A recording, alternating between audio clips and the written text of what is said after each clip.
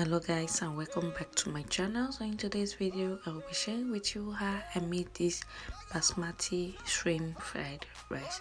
So guys, if you want to see how I made this delicious meal, do not go away, keep on watching.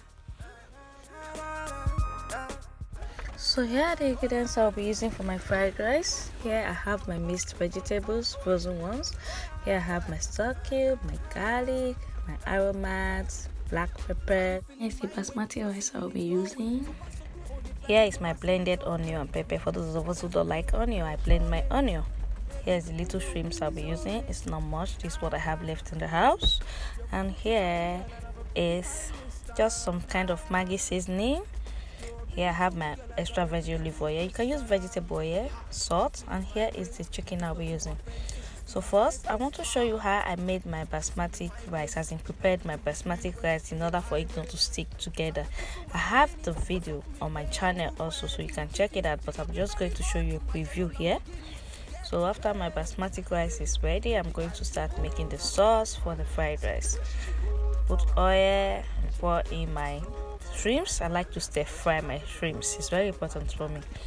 So now I'm going to just go in with my garlic. For those of us who eat onion, you can use garlic and onion together. For me, I blend my onion. That is what I am adding in now. Adding in my onion and the blended pepper to stir fry them together for at least 5 minutes. Now I'll be adding in my mixed vegetables because I'm going to stir fry it too. Mr. DJ, play my song. Yeah, I'm chilling with the girl. I'm going to cover it to steam for another 5 minutes. So after steaming for 5 minutes, I'm adding salt to taste. I'll add in some black pepper, my aromat spice, stock cube, curry, and I'm just going to stir everything together. So next step now is to add in my parboiled basmati rice into the sauce.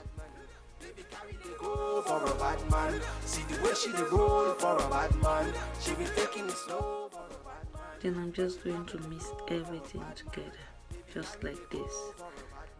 See the way she dey roll for a bad man. She be taking it slow for a bad man. When she dropping the low for a bad man. As you can see, the rice is almost done, but I'm just going to add in a bit of my chicken stock to finalize the cooking.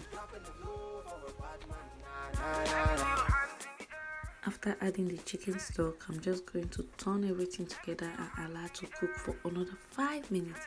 And before that, I'm just going to add a bit of margarine.